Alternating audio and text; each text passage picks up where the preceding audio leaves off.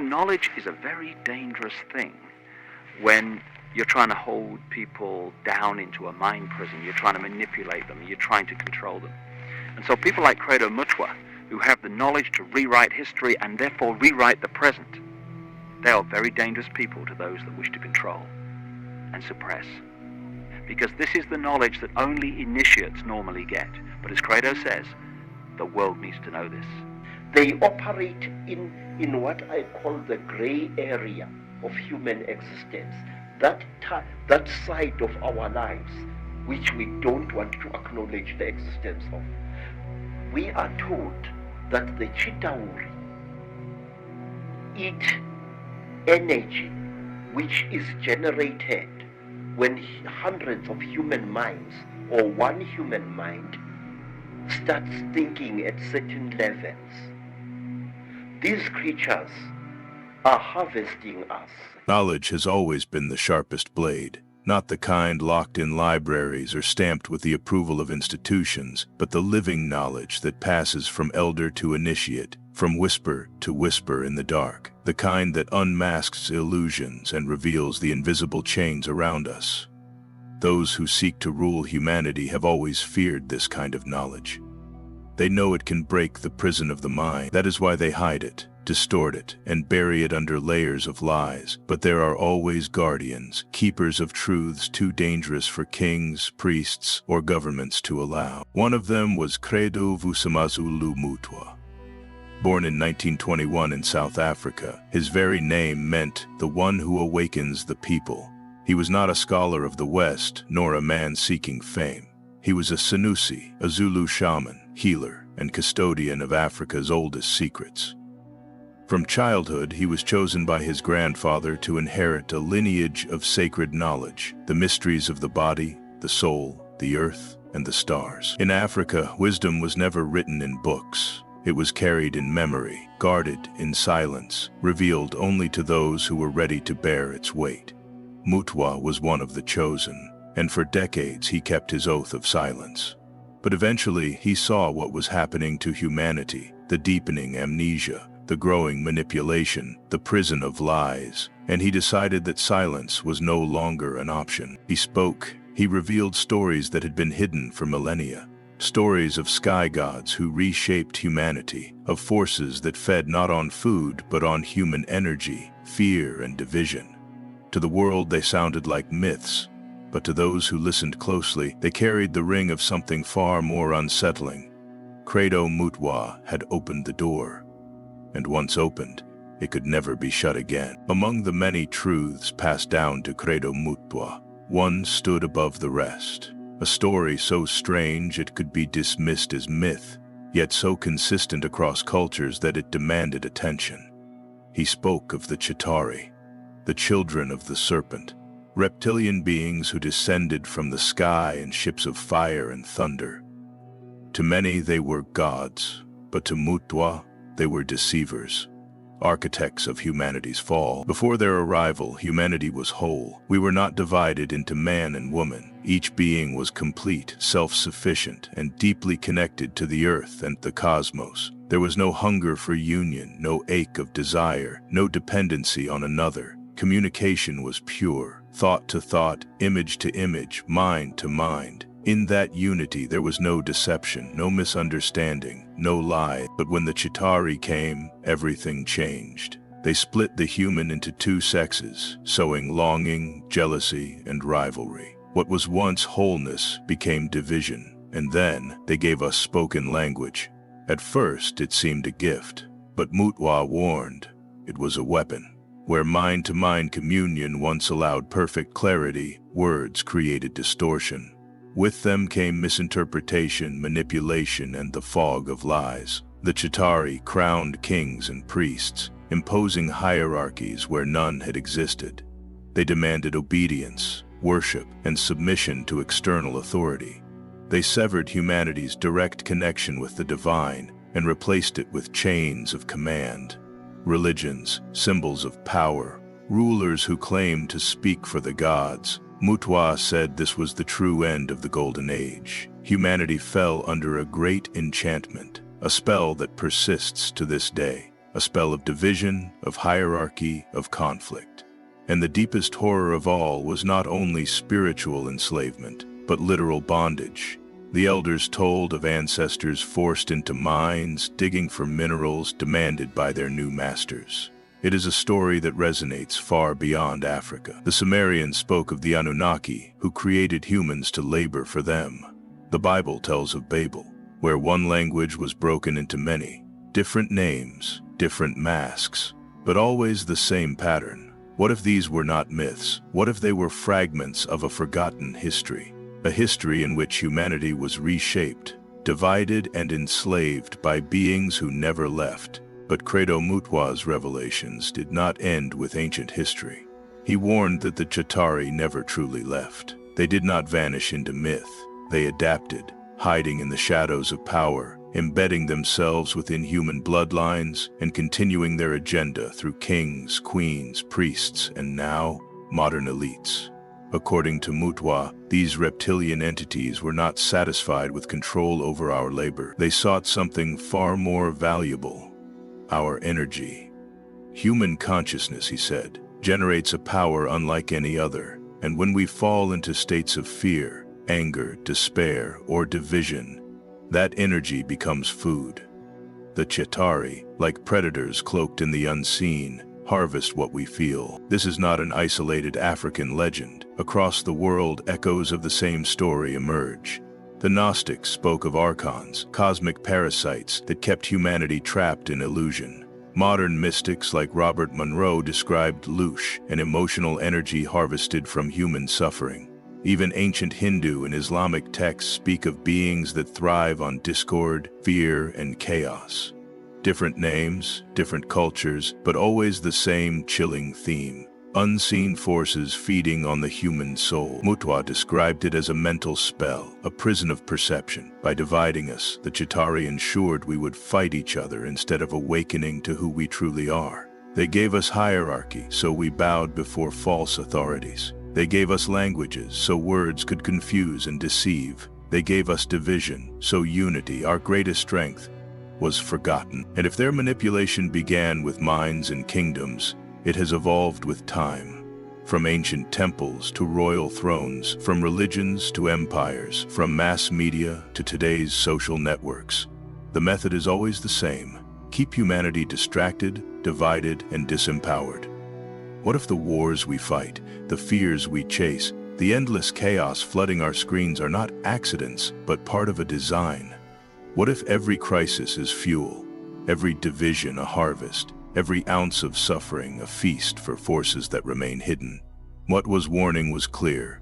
Humanity is not simply living history. We are living under an agenda, an ancient reptilian agenda that continues to shape politics, religion, technology, and even the very thoughts we believe are our own. But if that is true, then another truth follows.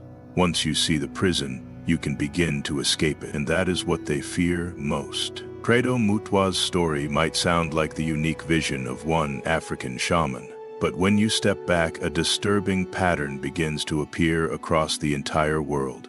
Ancient civilizations, separated by oceans and millennia, carry fragments of the same hidden truth. In Mali, the Dogon people preserved oral traditions that speak of the Nomo amphibious star beings who descended from the sky in a rotating arc. They claimed these beings came from the Sirius star system and taught them astronomy, agriculture, and spiritual law. Even more astonishing, the Dogon described Sirius B, a white dwarf star invisible to the naked eye, knowledge modern science only confirmed centuries later. How could an isolated tribe know this cosmic secret without telescopes or technology? There is no knowledge. Across the ocean, the Hopi people of North America tell of the Kachinas, mysterious spirit beings who came from the heavens to guide humanity. They taught the Hopi how to live in balance with the earth, but also left dire warnings that when humans forget their spiritual path, cycles of destruction and purification follow. In their prophecy, the arrival of the blue star Kachina marks the end of one age and the birth of another, a cosmic reset echoing ancient cycle. Travel back to Mesopotamia, the cradle of civilization, and you find the Anunnaki, sky gods carved into stone tablets more than 5,000 years ago. According to Sumerian texts, these beings did not create humanity out of compassion, but out of necessity. We were engineered to serve, to mine resources, to labor for their survival. Modern interpreters like Zecharia Sitchin argue that this was no metaphor, but a record of genetic manipulation by advanced extraterrestrial. Even the Bible holds shadows of the same narrative. The Tower of Babel describes a time when humanity was united by one language, one purpose, one consciousness. But that unity was broken. Our tongues confused, our people scattered. Was this truly divine punishment? Or was it another deliberate intervention, designed to divide and weaken us? Zulu elders, Dogon priests, Hopi prophets, Sumerian scribes, and biblical authors, all whispering fragments of a global story. A story of star beings, hidden rulers, and ancient manipulation. Different names, different masks, but the fingerprints are identical. Beings descending from the sky, reshaping human destiny, and ensuring control through division, hierarchy, and fear. The question is no longer whether these myths are connected. It is whether they are memories. Memories of a forgotten age when humanity's course was altered, not by evolution alone, but by intervention. And if those forces never left, then perhaps the greatest hidden history is not behind us. It is still unfolding right now. If the same story echoes across Africa, Mesopotamia, and the Americas, then the question becomes, who inherited that legacy of power?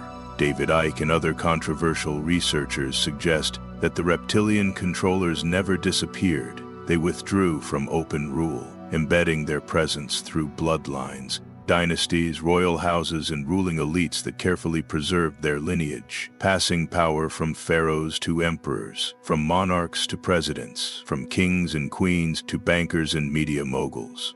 The names change, the costumes change, but the blood remains the same. These elite bloodlines have always claimed a special status. Blue blood, divine right, chosen by the gods.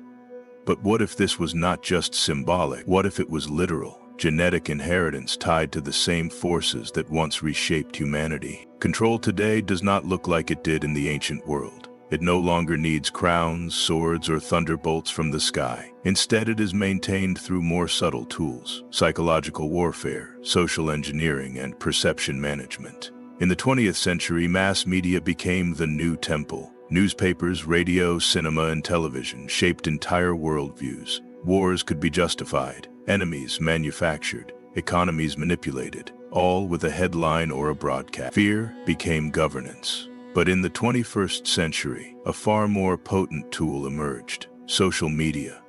Unlike the old empires, the new rulers don't need to watch us directly. We volunteer everything. Our thoughts, emotions, desires, and fears are tracked, harvested, and fed into algorithms designed to polarize and divide. Instead of unity, we get endless conflict. Instead of connection, we get echo chambers. Instead of clarity, we get outrage. And in the chaos, the architects of control thrive. Because when humanity is fragmented, when our attention is scattered, when our spirit is exhausted, we are easier to manipulate. Wars, economic crises, pandemics, political polarization, all may be more than random events. They are mechanisms of control, keeping us in survival mode, locked in fear, and vibrating at the lowest frequencies. And that is exactly where the harvest happens. The blueprint is ancient: divide, distract, dominate. Whether through priests or politicians, empires or corporations, religions or algorithms, the formula is the same, and the goal has never changed.